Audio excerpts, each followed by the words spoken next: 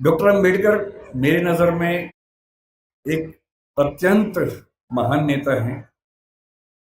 उनको मैं Abraham Lincoln के बराबर समझता हूँ। अब्राहम लिंकन ना होते, आज जैसा अमेरिका हमें दिखता है वैसा अमेरिका ना होता अगर अब्राहम लिंकन अपने जीवन का बलिदान न करते। आप सबको बहुत बहुत नमस्कार।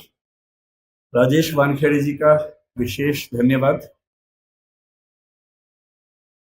सोमान शेखर जी, अग्रवाल जी, मंच पे उपस्थित सभी बंधुओं का, और उससे ज्यादा आप सबका धन्यवाद कि इतनी तेज धूप में आप लोग सुनने के लिए बैठे हैं। एक तो स्कूल के बच्चों को तो जबरदस्ती भी बिठाया जा सकता है, तो हो सकता है वो दबाव भी आपके ऊपर हो। आप दबाव में बैठे हैं या खुश होकर बैठे हैं?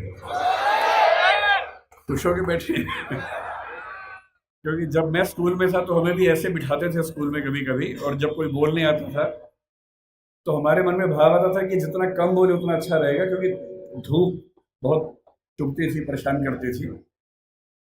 तो वैसे तो मैं बहुत ज़्यादा बोलने का अभ्यस्त हूँ, 1-2 घंटे पर आज मैं बहुत कम बोलूँगा ताकि आप लोग उतना धूप में परेशान ना हो और जल्दी उठ सके यहाँ से।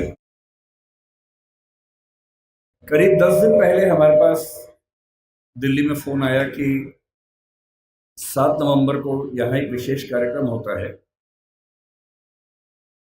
मुझे सबसे अच्छा लगता है वहाँ जाना जहाँ किसी महापुरुष का जन्म हुआ हो, मृत्यु हुई हो, उसकी यादें जुड़ी हो। और जब मुझे पता लगा कि डॉक्टर अंबेडकर का जन्म यहाँ हुआ, आज पता लगा उनकी अस्थियां भी यहाँ पर हैं, तो मैं अक्सर भारत में और दुनिया के सभी क्षेत्रों में घूमता हूँ और ऐसे स्थानों पर जाना पसंद करता हूँ जहाँ ऐसी स्मृतियाँ हों। भारत के विभिन्न नेता, चाहे महात्मा गांधी हों या और नेता उस समय के हों, उन सभी के जन्म स्थान, शहादत स्थल, वो सब मैंने देखे हैं। कई कई घंटे वहाँ बैठा हूँ। डॉक्टर अंबेडकर मेरे नज़र में एक अत्यंत महान नेता हैं। उनको मैं अब्राहम लिंकन के बराबर समझता हूँ। अब्राहम लिंकन ना होते, आज जैसा अमेरिका हमें दिखता है वैसा अमेरिका ना होता अगर अब्राहम लिंकन अपने जीवन का बलिदान न करते।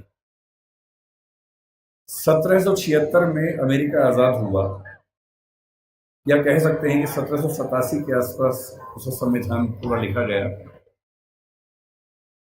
लेकिन वहां आज़ादी मिलने के बाद भी जो वहां के दास थे, स्लेव्स थे, उनको आज़ादी नहीं मिली थी।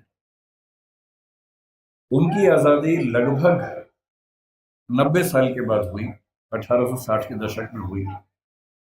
एक लंबा संघर्ष हुआ, और उस लंबे संघर्ष में जिस व्यक्ति ने एड़ी चोटी का जोर लगाया उसका नाम अब्राहम लिंकन था।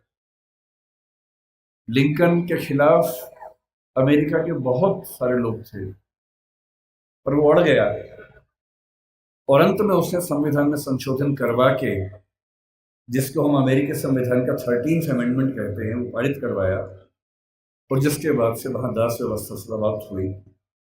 उसकी कीमत यह है कि उसके कुछ ही समय के बाद अब्राहम लिंकन की हत्या हुई, लेकिन वो अपने जीवन की बलि देकर कम से कम अमेरिकी समाज के बहुत बड़े हिस्से को आज़ाद करवा के चले। अम्बेडकर जी कहते थे कि जिंदगी बहुत लंबी होने का मतलब नहीं है, जिंदगी महान होनी चाहिए। और महान जीवन का मतलब ये होता है कि सफल होना तो बहुत छोटी बात है। डॉक्टर अंबेडकर हमारी संविधान सभा के वो मेंबर थे जो सबसे ज्यादा पढ़े लिखे थे। एक ऐसा व्यक्ति जिसने पीएचडी भी 3 कर रखी हो और चौथी बाद में और उनको मिल गई हो। पूरी संविधान सभा में हमें इतना वेल रेड, इतना पढ़ा लिखा व्यक्ति नजर नहीं आता है।